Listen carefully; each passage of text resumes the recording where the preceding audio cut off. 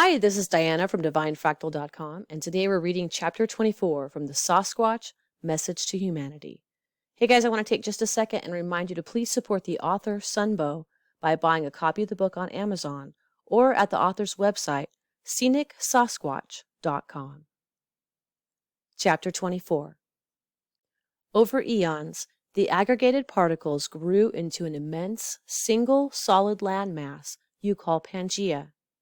It took a time over your comprehension for it to form and emerge from the primal chaotic sea of life. This self-birthing process helped our Mother Earth's individual consciousness to take form in her soul. The miracle of living creation and consciousness evolution is always assisted by myriads of spiritual entities, the birthing and evolution of planets and their soul being watched over by our eldest elders. This new environment started the solid phase of creation, favorable to further biodiversity and soul evolution experiments. Star elders came from a neighboring galaxy which you know as Orion's Nebula. They represented a confederation of sister planets from different star systems in that ancient galaxy. They found the young Earth an auspicious ground to plant their DNA star seeds and genetic memories. For eons in the early solid phase of creation, the landmass was an unstable, chaotic turmoil made of lava flows, quicksand, and spontaneous chasms under continuous seismic pressure and volcanic activity.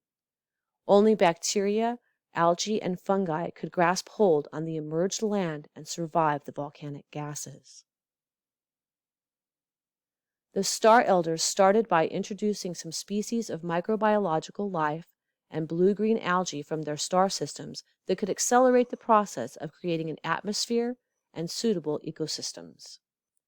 This first step of their intergalactic intervention brought alien species that have kept evolving on Earth. Their spiritual mission was to encourage the development of a variety of ecosystems and biodiversity. This would accelerate the process of consciousness evolution and of specification of species souls.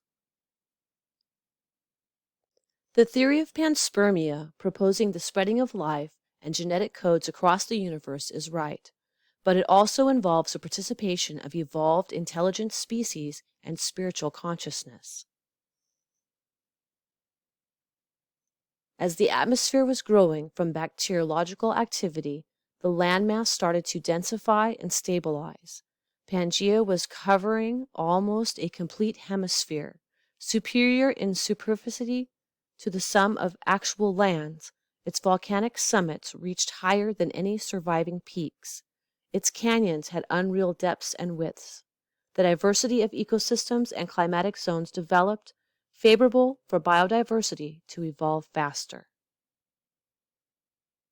Yet this dark, sterile environment, where the light was provided by melting lava and lightning, and the thick, hot air was filled with toxic gases, heavy smoke, and burning fumes, was still hostile to life. The Star Elders, who have assisted the birthing and evolution of many planets, have a long-term vision. They can wait patiently through eons of slow progress, knowing the ultimate outcomes of processes. Meanwhile, the eldest elders act on higher interdimensional levels to ensure the evolution continues.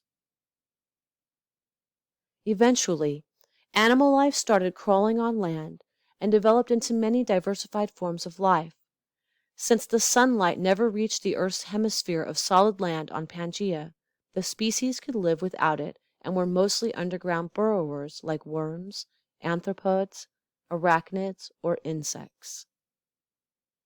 Pangea kept growing in size and mass all along its long existence, adding always more weight to the dark side of Earth. It created a situation in which biological life was evolving rapidly, while the evolution of souls and spiritual consciousness was very slow, the souls reincarnating at a faster rate. After eons, the heavy landmass exerting an increasing gravitational pull on Earth from its denser central region, made of its highest volcanoes, ended up pulling the planet's core off-center and caused it to explode. A huge mass of molten substances was projected in Earth's orbit in the biggest cataclysm ever seen on this planet, causing Pangea to rip open to split into two parts of nearly equal dimensions. The power of the explosion not only broke the landmass in halves, it started a planetary rotating spin. This gigantic natural cataclysm caused the second mass extinction of species and the end of the early stage of the solid phase of creation. By giving birth to another celestial body, Mother Earth's soul grew. Her consciousness evolved into understanding the soul-bearing, life-giving mother she really is to be. This extinction event was the rebirth experience that made her soul consciously loving her children. This is the end of Chapter 24. Please like and subscribe and join us for Chapter 25. And remember, be fearless, fill your heart with love, and create art. Love you guys.